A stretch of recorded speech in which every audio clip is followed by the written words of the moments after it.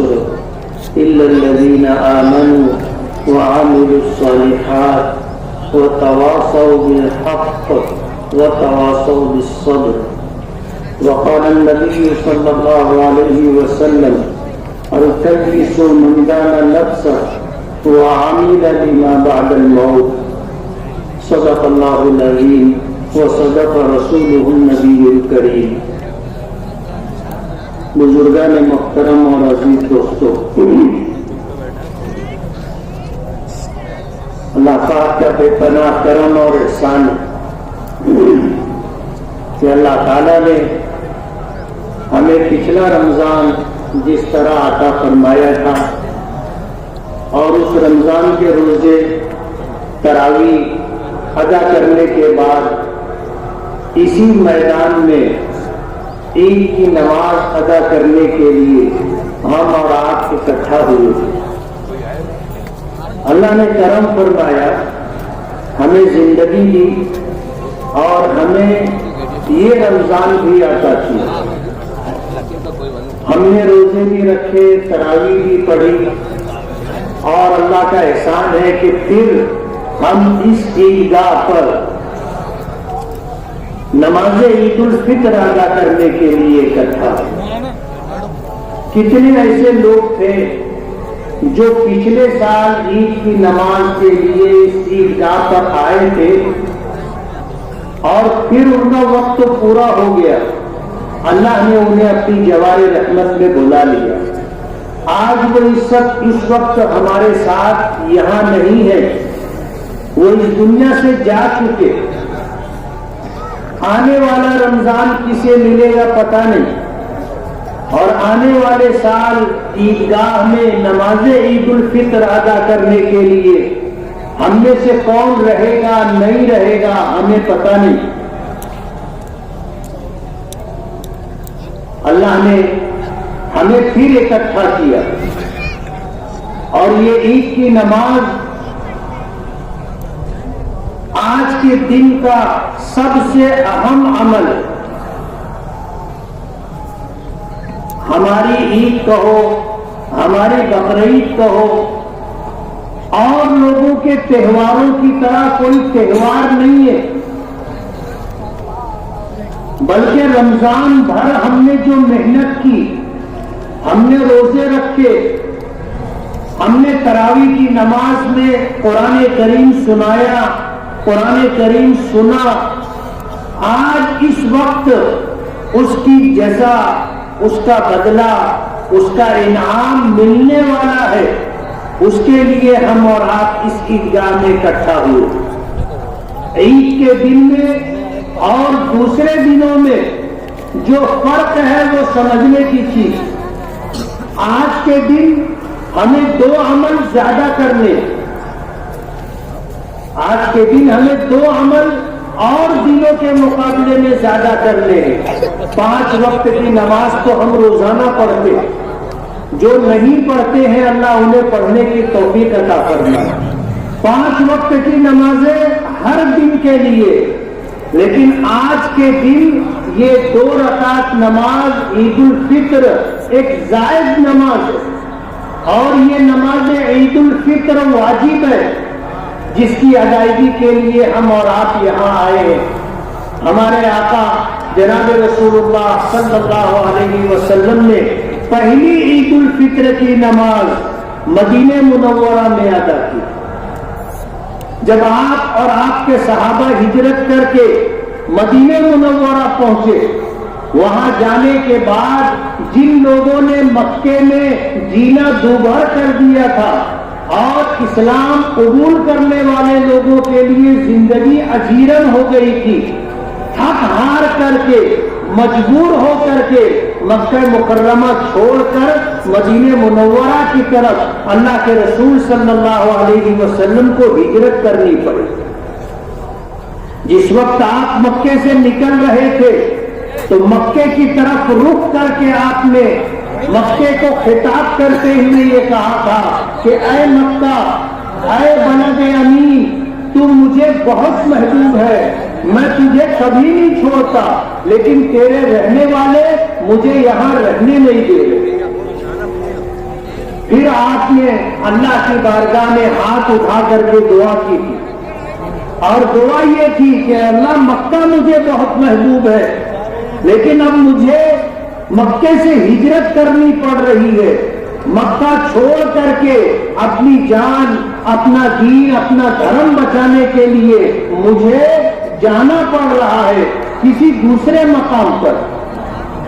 تو مکہ مجھے بہت عزیز اور بہت محبوب ہے، اب آپ میرے لیے ایسی جگہ رہنا مقدر فرمائے جو آپ کو سب سے زیادہ محبوب ہو۔ اللہ پاک نے آپ کو مدینہ منورہ پہنچائے، اور مدینہ منورہ میں قیامت تک کے لیے رہنا آپ کے لیے مقدر فرمایا۔ آپ نے اپنی زندگی کے 10 سال مدینہ منورہ میں گزارے، 53 سال مکے میں گزارے تھے، اور 10 سال مدینہ منورہ میں گزارے، اور اس کے بعد آپ اللہ کی جوار رحمت میں منتقل ہو گئے، اور مکے کی وہ مدینے کی وہ مقدس سرزمین اور روضہ مبارک کا زمین کا وہ ٹکڑا، تمام علماء کا اتفاق ہے اس بات پر کہ یہ زمین کا ٹکڑا مکے سے اور کعبۃ اللہ سے اور عرش سے بھی افضل ہے۔ جس زمین کے ٹکڑے میں ہمارے آقا کے جسم مبارک کو اپنی گود میں لیا ہے، اور قیامت تک اللہ کے نبی صلی اللہ علیہ وسلم اسی جگہ آرام فرما رہیں گے۔ جب قیامت آئے گی اور دوبارہ سور پھونکا جائے گا تو آپ اپنی قبر مبارک سے اٹھیں گے، آپ اپنے دونوں ساتھی ابو بکر و عمر کو ساتھ لیں گے، آپ جنت البقیع جائیں گے، اور جنت البقیع میں جتنے مدفون لوگ ہیں ان کو ساتھ لیں گے، اور پھر وہاں سے جنت المعلا، مکے کا جو معروف اور مشہور قبرستان ہے، وہاں جتنے مرحومین مدفون ہیں ان کو لے کر کے میدان محشر میں پہنچے۔ تو مکہ آپ کا مولد ہے، آپ کی جائے پیدائش ہے اور نبوت ملنے کا مقام ہے۔ مدینہ آپ کی ہجرت گاہ ہے اور قیامت تک کے لیے آپ کی آخری آرام گاہ۔ دین کی ابتدا اور آغاز مکے سے ہوا اور مدینہ منورہ میں اس کی تکمیل ہوئی، لیکن مکے کے لوگ آپ کو مکے میں بھی رہنے نہیں دے رہے تھے، اور جب آپ ہجرت کر کے مدینہ منورہ تشریف لے گئے تو مدینہ منورہ میں بھی چین سے رہنے نہیں دیا، چڑھائی پہ چڑھائی کرتے رہے، جنگ در جنگ ہوتی رہی، مکے سے چل کر کے مدینہ پر حملہ آور ہوتے تھے، اور حق اور ناحق کی پہلی لڑائی، حق اور باطل کا پہلا مارکا غزوہ بدر کی شکل میں مدینہ منورہ سے کچھ فاصلے پر بدر نامی بستی کے قریب واقع ہوا۔ یہ کفر اور اسلام کی پہلی جنگ تھی، اور اللہ پاک نے 313 نہتے خالی ہاتھ، ہتھیار سے محروم، بے سر و سامانی کی حالت میں اہل ایمان کو فتح عطا فرمائی، اور وہ لشکر جو 1000 افراد پر مشتمل تھا، جو جنگ کے لیے آیا تھا، ہتھیاروں سے مکمل لیس تھا، اللہ نے ان کو شکست سے دوچار کیا۔ اللہ نے آسمان سے اپنی مدد نازل کی، 3000 فرشتے اتارے گئے تھے، پھر 2000 فرشتے اتارے گئے تھے، اور اللہ نے اپنی مدد سے مسلمانوں کو جیت عطا کی۔ 17 رمضان المبارک کو بدر کا مارکا پیش آیا تھا۔ اللہ کے نبی صلی اللہ علیہ وسلم بدر میں کامیابی کے بعد جب مدینہ منورہ پہنچے تو مدینہ منورہ پہنچنے کے بعد رمضان قریب الختم تھا، رمضان ختم ہوا، اللہ پاک نے عید کا تحفہ عطا کیا۔ عید کی پہلی نماز نبی کریم صلی اللہ علیہ وسلم نے سن 2 ہجری میں ادا کی تھی۔ بدر کی جنگ میں کامیابی حاصل ہوئی تھی، فتح یاب اور کامران ہو کر کے صحابہ کرام جب مدینہ منورہ واپس آئے تھے، آنے کے بعد آپ نے اللہ کی بارگاہ میں عید الفطر کا دگانا ادا کیا تھا۔ یہ اللہ کا کرم ہے۔ ہماری عید کی ایک تاریخ ہے، آج کے دن ہم 2 رکعت نماز عید الفطر ادا کرتے، جہاں یہ رمضان کے بعد آنے والا دن ہے، وہیں اسی دن کو اللہ پاک نے ہمارے لیے خوشی کا دن بنایا، ہمارے لیے کامیابی اور کامرانی کا دن بنایا ہے۔ آج ہمارے سامنے 17 رمضان المبارک کا مارکہ نہیں ہے، لیکن ملک کے حالات کیسے ہیں آپ کو پتہ ہے۔ اس ملک میں ہم پیدا ہوئے، ہمارے باپ دادا یہیں کے رہنے والے تھے، ہم نے ملک کو تقسیم ہونے کے موقع پر ہندوستان میں رہنا پسند کیا۔ یہ ہماری چوائس ہے، یہ ہماری پسند ہے۔ جن کو پاکستان جانا تھا وہ گئے، ہمارے باپ دادا نے اس ملک میں ہندوستان میں رہنا پسند کیا تھا، اور ہم اس ملک میں رہے اور اس ملک کے وفادار بن کر کے رہے۔ ملک کی تاریخ اٹھا کر کے آپ دیکھ لیں، اس ملک میں جن لوگوں نے ملک سے غداری کی ہے، ملک کے راز کو بیچا اور فروخت کیا ہے، اور ملک میں رہ کر کے دوسرے ملک کی جاسوسی کرتے رہے، وہ ہم نہیں تھے۔ جو پکڑے گئے وہ مسلمان نہیں تھے۔ ابھی چند دنوں پہلے بنگلور میں ایک جاسوس گرفتار ہوا، مسلمان نہیں تھا۔ ہم اس ملک کے وفادار ہیں۔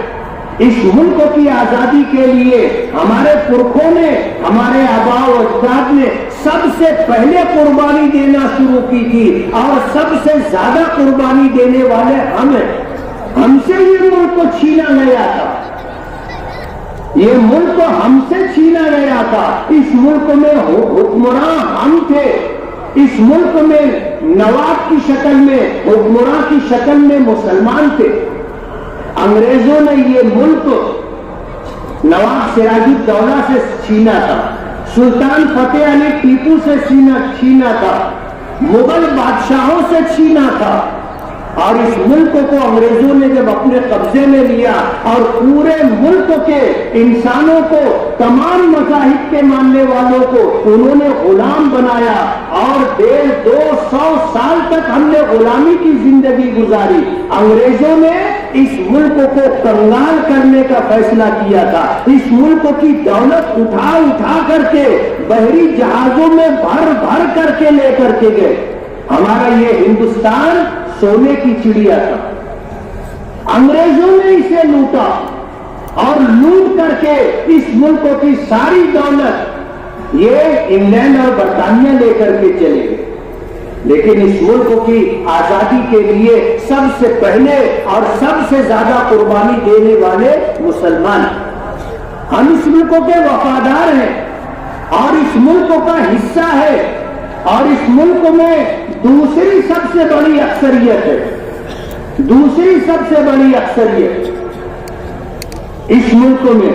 آج ہمیں اقلیت کہا جاتا ہے، مائنارٹیز میں شمار کیا جاتا ہے، لیکن میں آپ کو یہ بتانا چاہتا ہوں کہ اس ملک میں ہم دوسری بڑی اکثریت ہیں۔ ہماری تعداد آج 20 کروڑ کے قریب ہے، بتانے والے اس سے زیادہ بھی بتاتے ہیں۔ ایمانداری کے ساتھ مردم شماری ہوگی تو صحیح تعداد ہماری سامنے آ جائے۔ تو اس ملک میں ہم تھوڑے نہیں ہیں۔ اس ملک کو بنانے کے لیے، اس ملک کو سنوارنے کے لیے، اور اس ملک کو ترقی کی راہ پر لے جانے کے لیے ہمارا بھی یوگدان ہے، ہم نے بھی قربانی دی ہے۔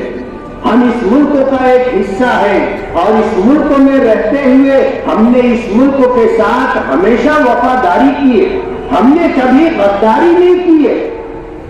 اگر بھارت کو ماتا کہا جاتا ہے تو ہم نے ماں کی عزت کی، بھارت کو اگر ماتا کہا جاتا ہے تو اس کی آبرو بچانے کے لیے ہم نے اپنا تن من دھن سب قربان کیا ہے۔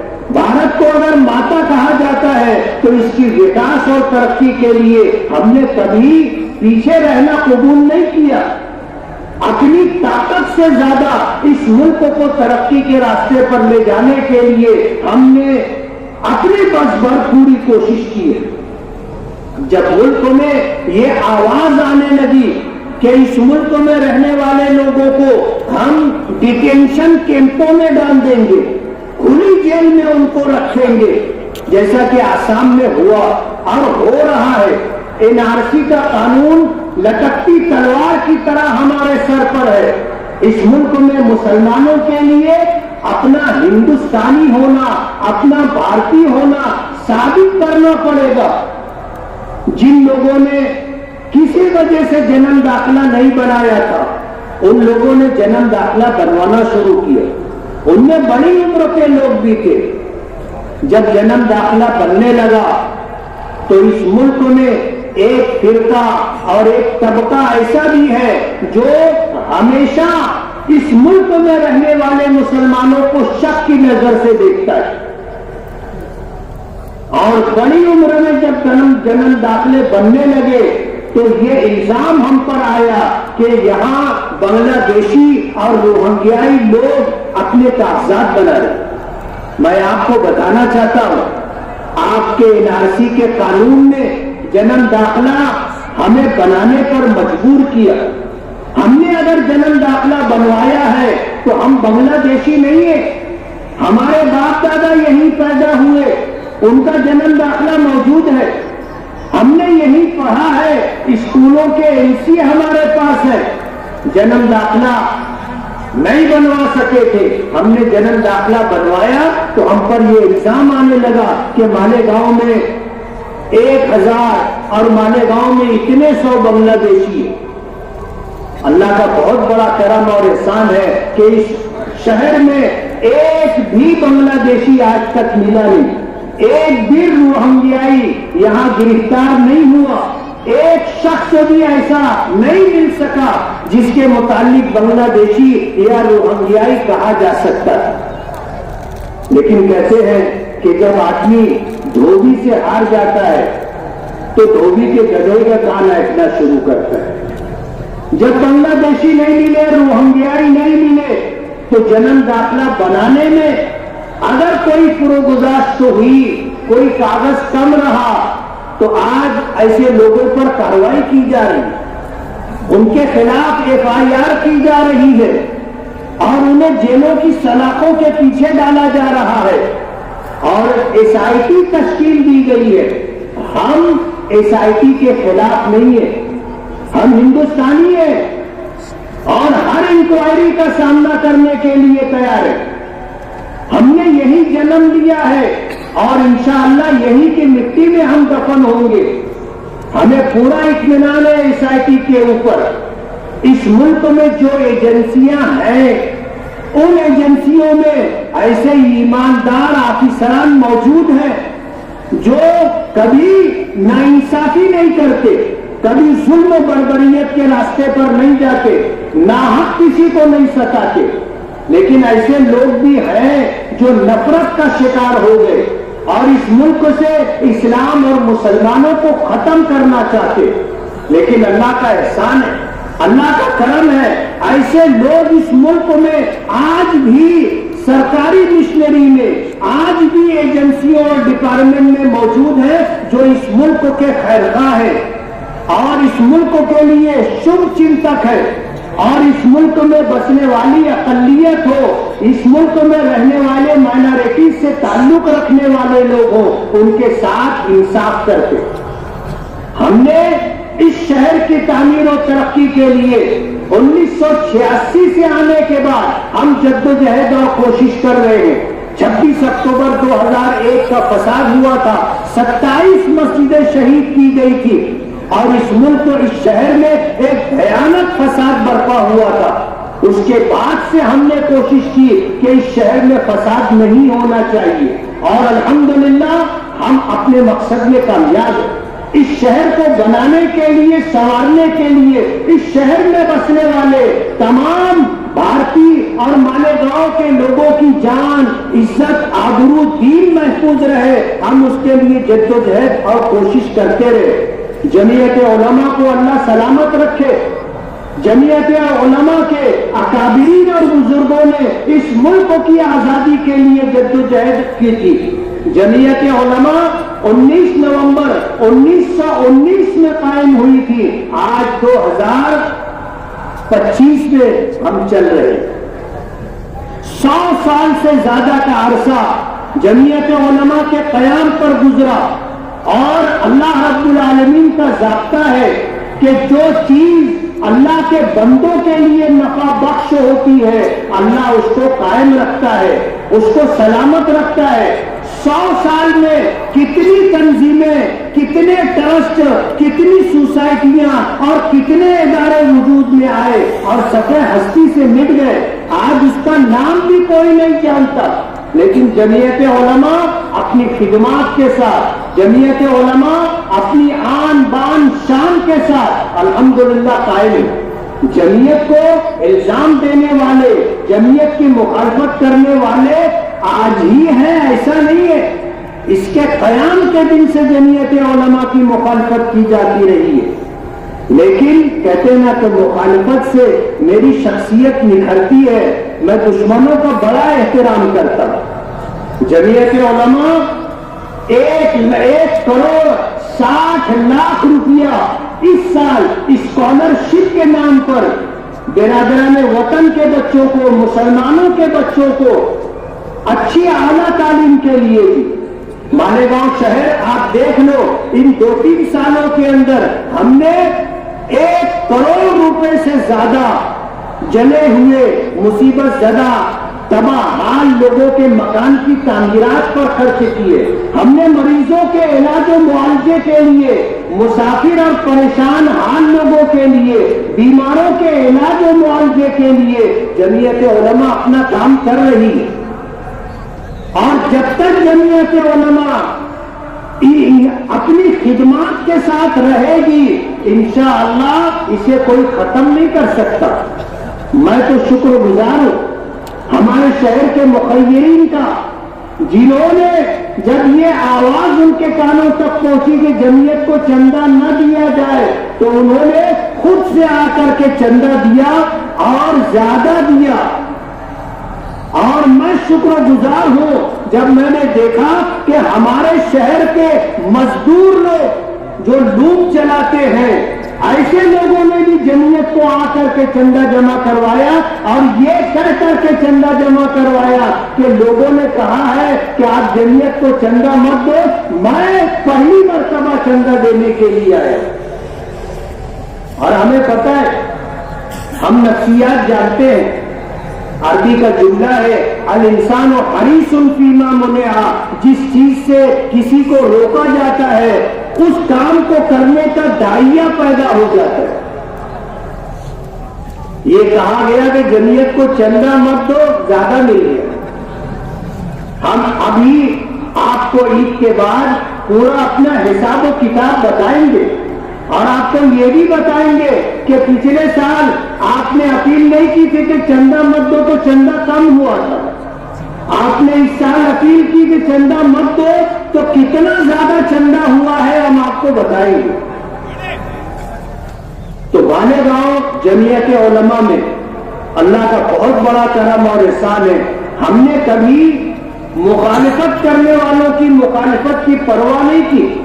हम अपना काम करते और हमारे जैसे करोड़ों लोग जमीयत से जुड़े हैं, अपना अपना वक्त पूरा करके जा रहे हैं। हम चले जाएंगे, कोई और आएगा काम करेगा।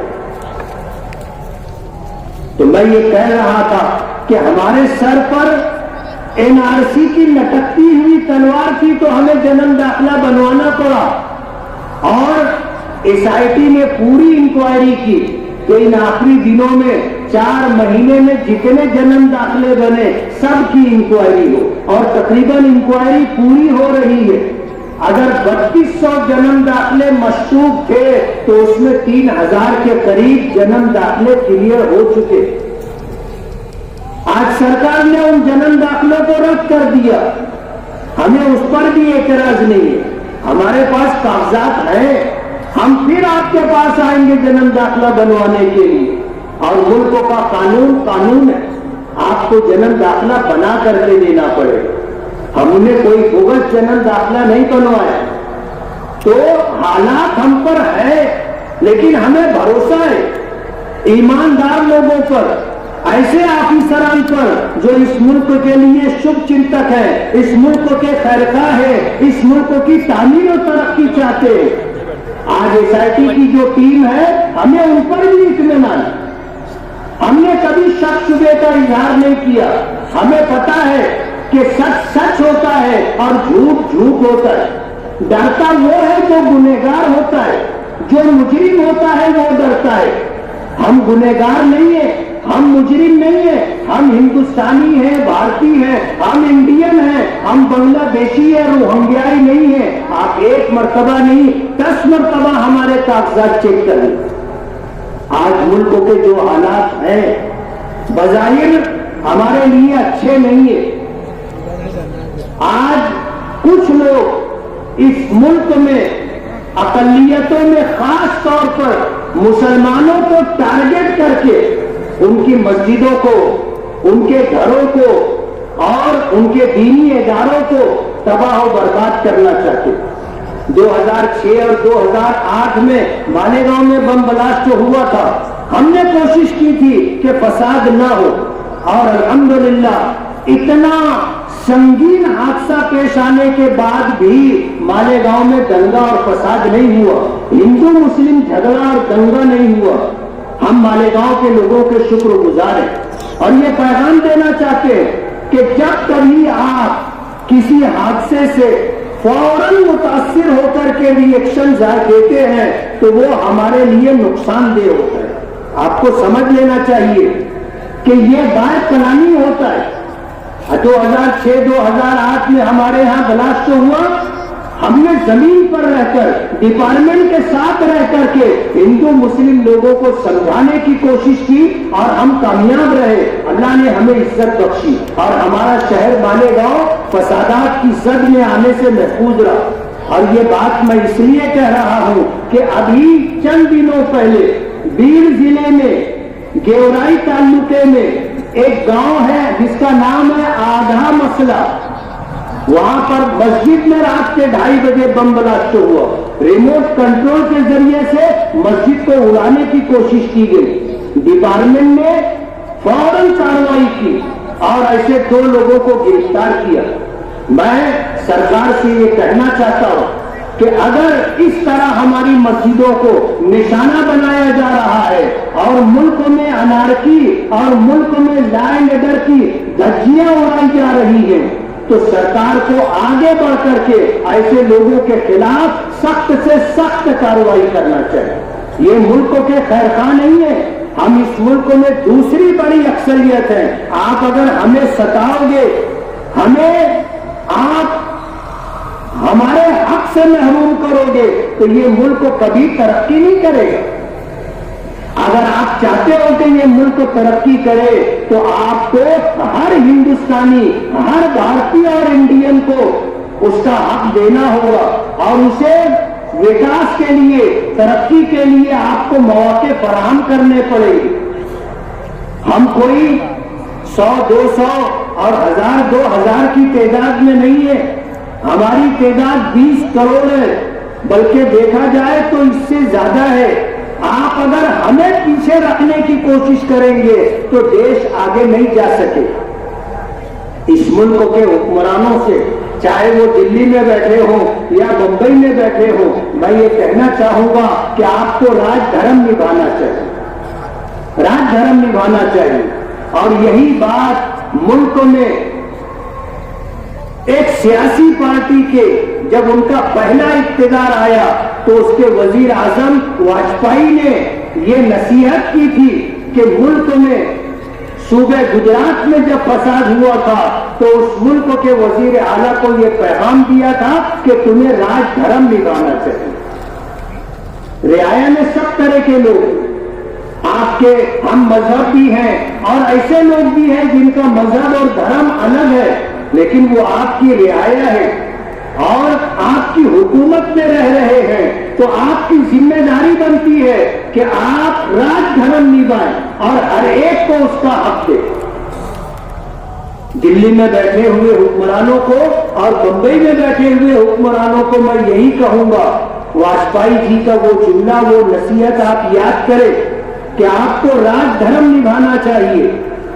اس ملک میں اگر ایک آنکھ کی حیثیت آپ کی ہے تو دوسری آنکھ مائنرٹیز کی، دوسری آنکھ ہماری ہے، ضائع ہوگی اور آپ کانے ہو جائیں گے اور یہ ملک کانا ہو جائے گا، عیب دار ہو جائے گا، یہ ملک ترقی نہیں کر سکے گا.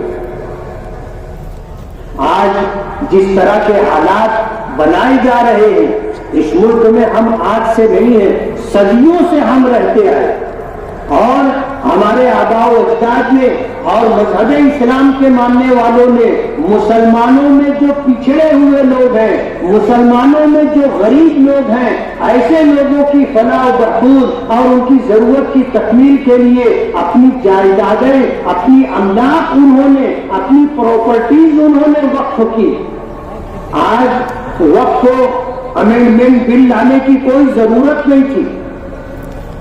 اس ملک میں صرف مسلمانوں کے پاس اوقاف ہے ایسا نہیں ہے، ہر مذہب کے ماننے والے کرسچن لوگوں کی بہت ساری پراپرٹیاں ہیں، پورے ملک میں پھیلی ہوئی ہے. ہندوؤں کی، ان کے مندروں کی ہزاروں لاکھوں ایکڑ جگہ اس ملک میں ہے. سب کو چھوڑ کر کے آپ نے صرف مسلمانوں کو ٹارگٹ کیا اور آپ وقف امینڈمنٹ بل لا کر کے مسلمانوں سے ان کی جائیداد چھیننا چاہتے ہیں اور آپ ہمیں جھانسا دے رہے ہیں کہ ہم تمہاری فلاح و بہبود کے لیے اور اوقاف کی حفاظت کے لیے ہم یہ بل لا رہے ہیں. تو پہلے آپ اپنے اوقاف کی حفاظت کر لیں.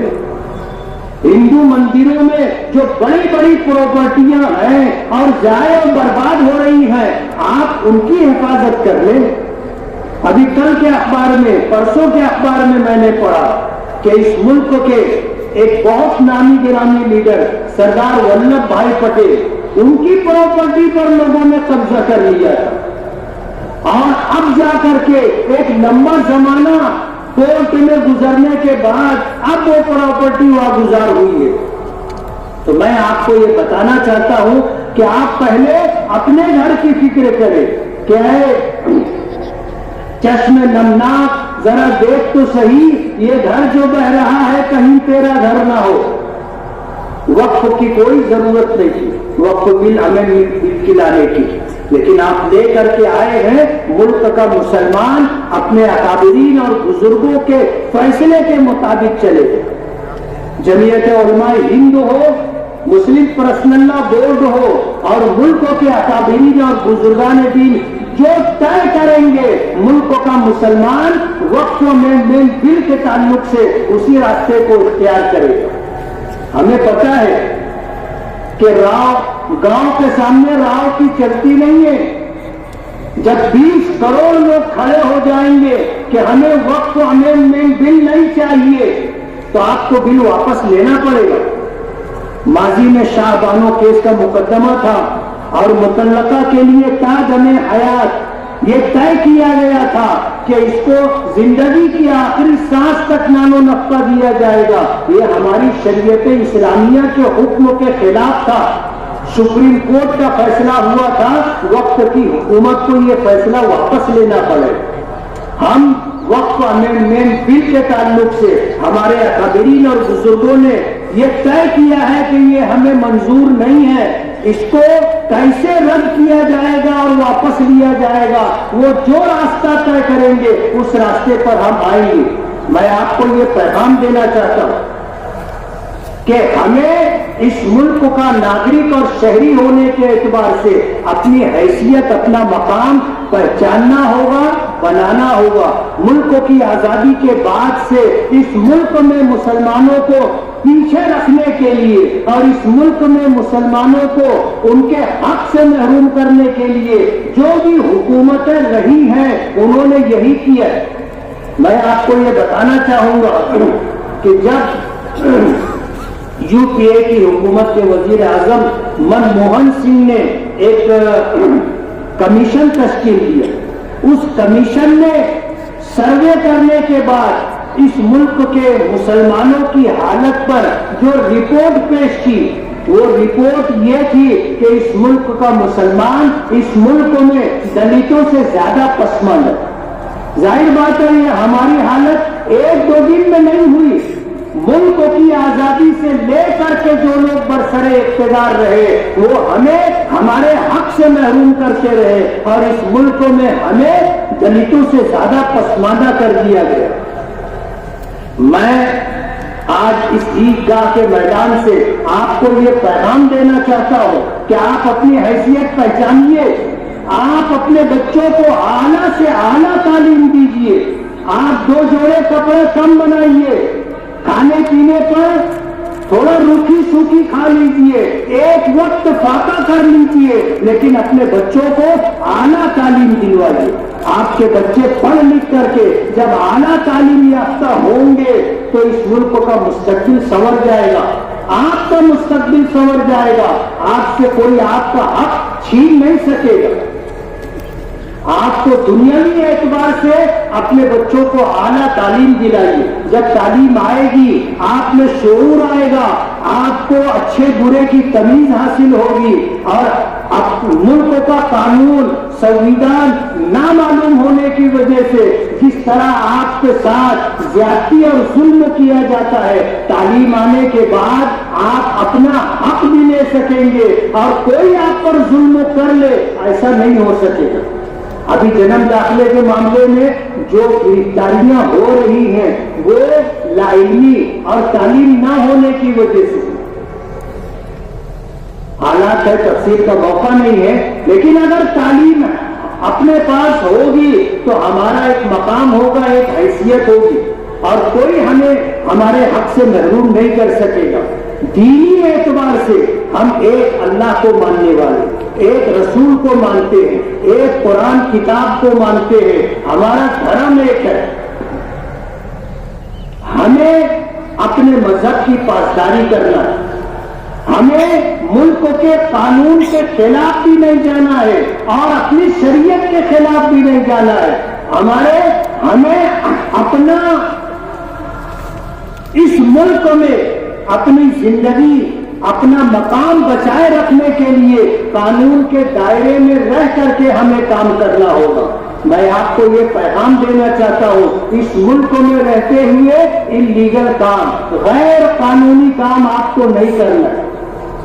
اس ملک میں ایسے لوگ بھی ہیں ڈپارٹمنٹ میں جو آپ کا غیر قانونی کام دیکھتے ہوئے بھی روکتے نہیں ہیں اور وہ چاہتے ہیں کہ آپ یہ غیر قانونی کام کر رہے ہو، کرتے رہو، لیکن ایک دن پکڑ آئے گی۔ آج ملک میں جو بلڈوزر کی سیاست چل رہی ہے اس کا شکار وہی لوگ ہو رہے ہیں جنہوں نے NOC اور پرمیشن دیے بغیر اپنا مکان بنایا۔ آج جو لوگ غیر قانونی کام کر رہے ہیں انہیں غیر قانونی کام کرنے کا موقع دیا جا رہا ہے کہ تم غیر قانونی کام کر لو، جس دن تمہارے خلاف کارروائی کرنی ہوگی یہی غیر قانونی کیا ہوا کام آپ کے لیے مصیبت کا سبب بن جائے۔ ایسے ظالم لوگ بھی ہیں، ایسے ظالم لوگ بھی ہیں جو انیائے کر رہے ہیں کہ اگر مسلمان کوئی گناہ کرتا ہے، اسلام سے تعلق رکھنے والا کوئی جرم کرتا ہے تو سزا اس کے ساتھ ساتھ اس کے ماں باپ کو بھی، اس کے بیوی بچوں کو بھی، اس کے بھائی بہنوں کو بھی دی جا رہی ہے۔ ظاہر بات ہے وہ مجرم اکیلا ایک گھر میں نہیں رہتا، اس کے ساتھ اس کا پریوار ہے، اس کے ساتھ اس کی فیملی ہے۔ آج سپریم کورٹ کو یہ کہنا پڑا کہ ایک جرم کی سزا آپ پورے گھر کو نہیں دے سکتے، لیکن ہم دیکھ رہے ہیں کہ اس ملک میں یہ کارروائی صرف ایک مذہب کے ماننے والے لوگوں کے خلاف ہو رہی ہے، اور اگر کوئی دوسرا آدمی کوئی گناہ کرتا ہے اور وہ ان کا ہم مذہب ہے، ان کے دھرم کا ماننے والا ہے، تو کبھی اس کے گھر کے اوپر بلڈوزر نہیں چلائے۔ یہ جو کارروائی کی جا رہی ہے اس طرح کی، یہ ظلم، یہ انیائی، اس طرح آپ اگر کوئی کارروائی کرتے ہیں تو یہ آپ کے لیے بھی نقصان دہ ہے اور اس ملک کے لیے بھی نقصان دہ۔ کہتے ہیں نا تاریخ اپنے آپ کو دوہراتی ہے، ہمیشہ کوئی اقتدار میں نہیں رہتا، اقتدار بدلتا رہتا ہے، اقتدار بدلتا رہتا ہے۔ کسی نے کہا ہے نا کہ جو آج صاحب مسند ہے کل نہیں ہوں گے، کرایہ دار ہے ذاتی مکان تھوڑی ہے۔ وزیر اعظم کی کرسی پر بیٹھا ہوا ساری زندگی وزیر اعظم بنا رہے گا ایسا نہیں ہے، وزیر اعلیٰ کی کرسی پر بیٹھا ہوا ساری زندگی وزیر اعلیٰ رہے گا ایسا نہیں ہے، ایم پی بن جانے والا ساری زندگی ایم پی رہے گا ایسا نہیں ہے، ایم ایل اے بن جانے والا ساری زندگی ایم ایل اے رہے، کارپوریٹر رہے، کونسلر رہے، اور زیڈ پی کا بولو نگر وکاس کا گرام پنچایت کا بولو ممبر رہے گا نہیں ہے۔ یہ 5 سال کے لیے آتے، 6 سال کے لیے آتے، اقتدار بدلتا ہے، کوئی ہمیشہ اقتدار میں رہتا نہیں ہے، اور کسی کی سرکار ہمیشہ اقتدار میں نہیں رہتی۔ یہ دنیا کا نظام ہے، اللہ نے اس کا جو نظام بنایا ہے، کبھی اور تو کبھی اور، کوئی ہمیشہ رہتا نہیں ہے۔ آج اگر آپ ظلم کریں گے، آپ اگر ظلم کریں گے تو یہ ظلم واپس آئے گا۔ بہت پرانی کہاوت ہے کہ اس ہاتھ سے دے اس ہاتھ سے لے، آپ جیسا کرو گے ویسا آپ کو بھرنا پڑے گا۔ اس لیے آپ تھوڑا اپنے گریبان میں سر ڈال کر کے دیکھیے اور راج دھرم نبھائیے، راج دھرم نبھائیے، نفرت کا چشمہ آئینہ اتار دیجیے، دشمنی اور انتقامی کارروائی کا چشمہ اتار دیجیے۔ ہندوستان میں رہنے والے ہر ہندوستانی کو اس کا حق ملنا چاہیے۔ تو میں آپ سے یہ کہہ رہا تھا کہ غیر قانونی کام کرنا بند کر دیجیے۔ آپ کا غیر قانونی کیا ہوا کام کل آپ کے لیے، آپ کے بچوں کے لیے مصیبت بنے گا۔ قانون ہاتھ میں نہیں لینا ہے، اور جو کام بھی کرنا ہے قانون کے دائرے میں رہ کر کے کرنا ہے۔ اس میں اس دنیا میں آپ کی فلاح و بہبود ہے، اور ہم مسلمان ہیں، ہمارا ایمان ہے آخرت پر، ہم یہاں ہمیشہ رہنے والے نہیں ہیں، اس کے بعد ایک زندگی اور بھی ہے جسے آخرت کہا جاتا ہے، وہاں پر کامیابی اور ناکامی کا مدار ایمان پر ہے، اللہ اور اس کے رسول کی اطاعت و فرما برداری پر ہے۔ ہمیں اللہ اور اس کے رسول کی اطاعت و فرما برداری کے ساتھ زندگی گزارنا ہے۔ یہ زندگی کبھی بھی ختم ہو جائے گی، کوئی ہمیشہ اس دنیا میں نہیں رہے گا، سب کو اس کے آگے کی دنیا میں جانا ہے۔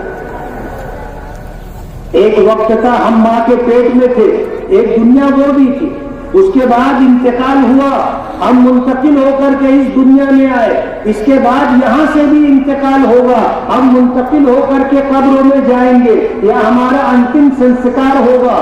اس کے بعد ایک عالم دنیا اور ہے جس کو آخرت کہا جاتا ہے، جہاں آپ کو اچھے برے تمام کاموں کا حساب و کتاب دینا ہے، اور اسی کے حساب سے یا تو آپ کو سورگ میں جگہ ملے گی یا نرک میں آپ کو جانا پڑے گا، یا تو جنت آپ کا ٹھکانہ ہوگا یا جہنم آپ کا ٹھکانہ۔ آج جو لوگ غیر قانونی کام کرتے ہیں وہ بھی کان کھول کر کے سن لے کہ یوم الحساب آنے میں دیر نہیں لگتی، اور جو لوگ بے دینی کی زندگی، بے راہ روی کی زندگی گزار رہے ہیں وہ بھی غور کر لے، وہ بھی غور کر لے کہ مرنے کے بعد کی زندگی ہماری کیسے اچھی بنے گی، ہم کیسے شاد اور آباد رہیں گے، اس بات کی فکر کرنا ضروری ہے۔ آج اس موقع پر وقت کی تنگی کے ساتھ میں آپ کو یہ پیغام دینا چاہتا ہوں کہ گھبرانے کی ضرورت نہیں ہے۔ گھبراتا وہ ہے، مایوس وہ ہوتا ہے جس کا اللہ پر اور اس کے رسول پر ایمان نہ ہو۔ ہم تو جس ذات پر ایمان رکھتے ہیں، ہم مجبور ہو سکتے ہیں، بے کس بے بس ہو سکتے ہیں، لیکن وہ قادر مطلق ہے، اور وہ جو چاہتا ہے اس دنیا میں وہی ہوتا ہے۔ بڑے بڑے ظالم حکمراں آئے اور صفحہ ہستی سے مٹ گئے، لوگوں کو مٹانے کی کوشش کی تھی لیکن خود مٹ گئے، اور یہ دنیا جیسے باقی ہے اسی طرح باقی ہے اور باقی رہے گی، اور یہ نظام جیسا تھا آج بھی ہے اور آگے چلتا رہے گا۔ لیکن हुकूमतें कुफ्र और शिर्क के साथ तो बाकी रहती हैं, लेकिन किसी का इख्तिदार और हुकूमत जुल्म के साथ बाकी नहीं रहता। ये मखलूक अल्लाह का कुंबा है, जो इसके साथ हक और इंसाफ के साथ हुकूमत करता है, अल्लाह उसकी हुकूमत को बाकी रखता है। और जो जुल्म बर्बरियत के रास्ते पर आता है, जुल्म बर्बरियत के रास्ते पे जाने के बाद इख्तिदार खत्म हो जाता है। 2014 का इलेक्शन आप देख लो, 2019 का इलेक्शन देख लो, 24 में आप कह रहे थे कि अब की बार 400 पार, आपके हाथ में नहीं है, फैसला कोई और करता है। आप कहां आ गए देख लो। पहले आपकी फुल बहुमत की सरकार थी, आज तो आपको 2 बैसाखी पर खड़े होना पड़ा है। तो ये इख्तिदार हमेशा रहता नहीं है। इख्तिदार का गुरूर और घमंड नहीं होना चाहिए। आप अपने बच्चों को आला से आला तालीम दिलाएं, गैर कानूनी काम करने से खुद को भी रोकें, दूसरों को भी मना करें, और अपनी आखिरत शाद और आबाद रहे, उसके लिए हम जद्दोजहद और कोशिश करें। इस मुल्क में रहते हुए, इस मुल्क की सालिमियत के लिए, इस मुल्क की हिफाजत के लिए, इस मुल्क की तरक्की के लिए अपना जो योगदान है वो हमें देना है। हम इस मुल्क के वफादार हैं, वफादार रहेंगे। हम इस मुल्क के खैरख्वाह हैं, शुभ चिंतक हैं, हम शुभ चिंतक ही रहेंगे।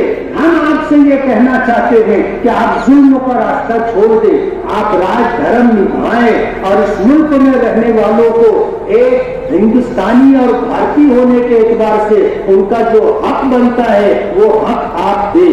ये हमारी आपसे गुजारिश है। मैं इंतजामिया के जरिए अपनी ये बात ऊपर तक पहुंचाना चाहता हूं कि हमारे लिए 5 उंगलियां बराबर है। मुल्क की आजादी के बाद से जो हुकूमतें रही, जिस पार्टी की भी रही, उन्होंने हमारे साथ क्या किया हमको मालूम है। हम आज इस वक्त आपकी रियाया है, आपकी हुकूमत का एक हिस्सा है। इस मुल्क के लिए और इस मुल्क के हुक्मरानों के लिए हम शुभ चिंतक हैं, हम आपके लिए खैरख्वाह हैं। आप हमें हमारा हक दो। मालेगांव शहर टेक्सटाइल शहर है। आप दूसरे रोजगार की बका के लिए और दूसरे रोजगार से जुड़े हुए लोगों के लिए स्कीमें बनाते हैं, उनके कर्जे माफ करते हैं, वो तरक्की करें, आप ऐसे प्रोग्राम देते हैं। टेक्सटाइल के लिए भी आपको संजीदगी से सोचना होगा। और टेक्सटाइल इस मुल्क में खेती के बाद सबसे ज्यादा रोजगार देने वाली सनत। मालेगांव में अगर 3.5-4 लाख पावर लूम है तो एक पावर लूम से 2.5 लोगों को रोजगार मिलता है। रोजगार देना आपकी जिम्मेदारी है, लेकिन पावर लूम सनत लोगों को रोजगार देती है। आज तालीम के नाम पर जिन लोगों का इस्तेहसाल हो रहा है कि 10-10 साल 20-20 साल उनसे काम ले लिया जाता है और उनको तनख्वाह नहीं दी जाती। आज तालीम को जिस तरह कारोबार बना लिया गया है, इस पेशे से वाबस्ता लोगों से मेरी ये गुजारिश है कि आप मुसलमानों के बच्चों की आला तालीम की, अच्छी तालीम की फिक्र करें। आपके नसीब की रोजी आपको मिलेगी, आपकी नसीब की रोजी आपको मिलेगी और यौमुल हिसाब दूर नहीं है।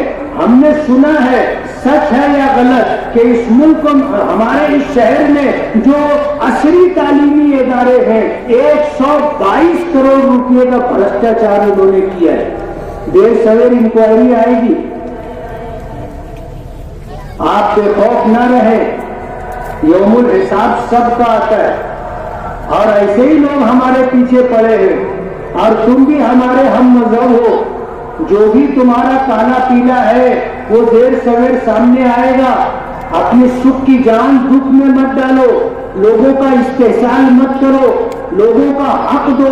मुसलमानों के बच्चों के लिए आपने इदारे कायम किए हैं, ईमानदारी के साथ मुसलमानों के बच्चों की आला तालीम की फिक्र करो, वरना वो दिन दूर नहीं है कि जब कानून का हाथ आपकी गर्दन तक पहुंचेगा और कानून का शिकंजा जब कसा जाएगा तब आपको दाल आटे का भाव मालूम पड़ेगा।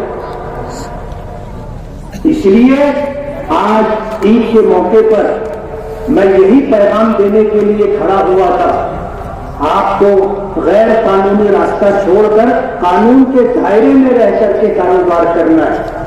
اگر ہم نے اپنی دنیا اور اپنی آخرت کی فکر کی تو ہمیں یہاں قانون کے دائرے میں رہنا ہے۔